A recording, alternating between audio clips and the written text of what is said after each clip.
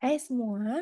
Nah, saya harap Anda sudah mengisi form dengan baik ya. Sekarang kita akan membahas tentang plottingnya. Nah, pengumuman plotting itu ada di e-learn. Jadi harusnya kalian juga udah ngecek ini ya. Kalau kalian lihat video ini, di bagian bawahnya itu nanti ada plotting calon dosen misripsi. Di situ pengumuman plottingnya. Cari dengan baik-baik. Oke? Nah, kemudian kita akan bicara, setelah kalian tahu plottingnya, terus ngapain sih? Nah, ini yang kita masuk ke AFL 3-nya, oke? Nah, di AFL 3 ini, ngapain aja, saya akan jelaskan. Oke, teman-teman. Ini, saya akan buka dahulu penjelasan untuk AFL 3 Anda. Nah, ini adalah penjelasan untuk AFL 3 di RM 2023 ini. 2032, sorry ya. Nah, sesuai dengan penjelasan bahwa Anda akan mereview model penelitian yang disiapkan melalui coaching dan mentoring. Nah, di pertemuan ini kalian mulai mengumpulkan AFL-nya. Pengumpulan AFL kalian mulai dan diakhiri di pertemuan ke-12. Kalian bisa mentoring dengan calon dosen skripsi. Melalui apa? Melalui email dan G-Drive. Kalau dosennya mau Zoom dan tatap muka itu urusan dosennya. Tapi ketentuan saya hanya melalui email dan G-Drive. Yang paling simpel adalah melalui G-Drive. Tolong cek baik-baik masukan dari calon dosen pembimbing skripsi Anda di G-Drive. Kalau Anda tidak mengumpulkan, dosennya berhak untuk tidak memberi mentoring apapun, gitu ya. Nah, pengumpulan awal draft AFL 3 ini di awal week ke-10 ke drive calon dosennya. Nanti kalian masuk ke alamat ke link G-Drive-nya, cari nama calon dosen skripsi kalian sesuai dengan ketentuan yang ada. Kalau kalian salah masuk G-Drive, ya saya sorry kalau dosennya juga nggak mau meriksa. Karena itu bukan tugas mereka. Itu tugas Anda cari yang benar yang mana. Bukan tugasnya untuk membantu kalian mencari yang benar yang mana. Itu tugas kalian. Kalian udah besar. Oke. Di sini ketentuannya, kalau kalian lihat ada template draft proposal awal. Kalian bikin seperti ini. Kalau kalian mau lebih lengkapnya, lihat template-nya. Sudah ada template-nya juga di awal modul 3. Nah, di situ ada harus tulis nama, NIM, dan kelas RM Anda. Di sini Anda menulis fenomena. Penting dari fenomena ini adalah menunjukkan urgensi kenapa penelitian ini wajib dilakukan. Pentingnya apa? Kalau pentingnya Anda juga nggak ngerti, ya berarti Anda nggak siap untuk bikin skripsi. Di sini Anda harus bisa menggambarkan dengan minimal 100 kata, maksimal 300 kata pentingnya melakukan penelitian ini. Itu tergambar di fenomena awal. Kalau Anda punya list data yang Anda pikirkan saat membangun fenomena ini, udah detik 1, 2, 3, tulis saja list data yang Anda pikirkan apa, dari mana data itu. Kemudian Anda harus menulis rumusan masalah dan tujuan penelitian sesuai dengan urgensi yang Anda bangun di fenomena ini. Lalu, Anda menggambarkan model penelitian Anda. Di sini Anda jelaskan kaitan dengan fenomena rumusan masalah ini, kita fokuskan saja hipotesisnya. Jadi, gambar dari model itu harus ada hipotesis 1, 2, 3-nya yang mana. Entah Anda mau pakai hipotesis 10, saya juga nggak ngurus, pokoknya ada H1, H2, H3 di masing-masing gambar itu. Di garis yang ada di gambar itu, sesuai dengan penjelasan yang sudah diberikan. Kemudian di bagian yang kedua, Anda menulis hipotesis dari model penelitian Anda didukung dengan artikel jurnal. Nah, ini minimal 50 kata, maksimal 100 kata penjelasan masing-masing hipotesisnya. Oke? Tolong artikel jurnalnya juga disebutin dari mana, jangan asal ya.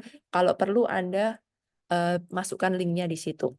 Nah, kemudian di bagian ketiga ada bagian metodologi. Di sini Anda harus menjelaskan siapa sih populasinya. Populasi apa? Populasi dari penelitian Anda. Dan karena penelitiannya harus kuantitatif, disesuaikan juga dengan alat analisisnya. Kalau SPSS ya minimal 30 lah ya, kalau bisa 35, jangan dipepet. Sementara kalau PLS lebih dari 50. Kalau Anda mau lebih besar lagi, boleh. Mau pakai AMOS silahkan 300 ya teman-teman. Nah, kemudian berapa jumlah responden dalam penelitian ini? Di sini Anda harus jelaskan teknik penghitungan sampelnya seperti apa. Oke, harus jelas ya teknik perhitungan sampelnya. Tolong jangan ngawur. Oke, teman-teman? Dan cara Anda mengumpulkannya bagaimana? Kemudian data penelitian akan diolah menggunakan software apa dan teknik analisisnya apa. Ini isi draft awal yang menjadi syarat supaya Anda bisa berdiskusi baik melalui G-Drive ataupun email dengan calon dosen pembimbing skripsi. Oke? Nah, template-nya Anda bisa lihat ya nanti di e-learn Anda. Nah, apa yang terjadi bila tidak dikumpulkan? Ya, AFL 3 Anda nol lah. Oke, kan kalau Anda nggak ngumpulin terus apa yang mau dinilai?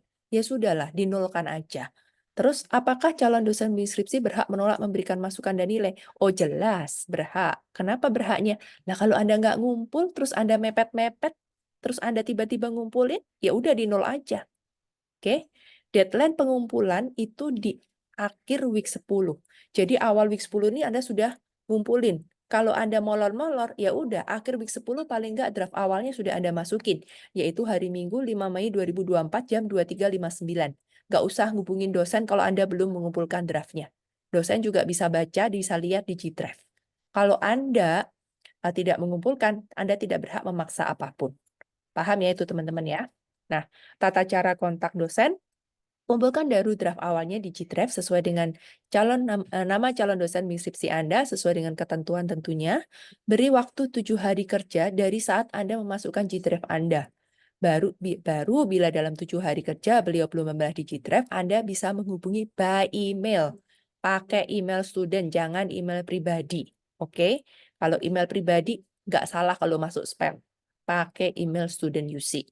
Nah, calon dosen bimbing skripsi akan memberikan masukan maksimal 2 kali.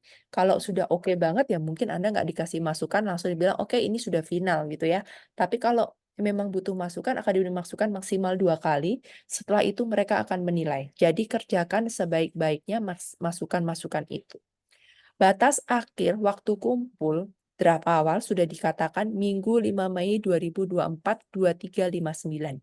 Lewat dari itu dosennya berhak tidak memberikan nilai dan juga tidak harus memberikan mentoring apapun karena ada yang telat. Batas akhir revisi sesuai masukan calon dosen Anda itu di tanggal 26 Mei 2024 pukul 23.59. Setelah itu tidak diterima dan nilai akan apa adanya. Jadi ini batas akhir ya, semua masukan diterima. Bu, saya baru sekali, ya udah itu salah Anda. Anda masukinnya telat terus baru sekali, ya sudah.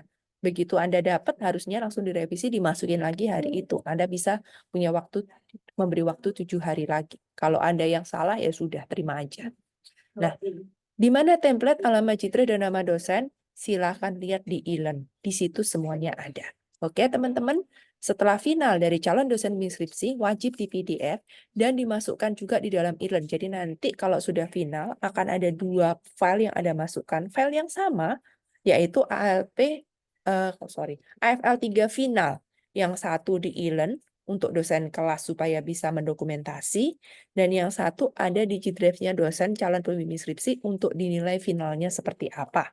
Kenapa di e-learn wajib ada? Karena dosen kelas akan melihat draft ini bisa nggak Anda kembangkan sesuai dengan ketentuan di ALP nantinya.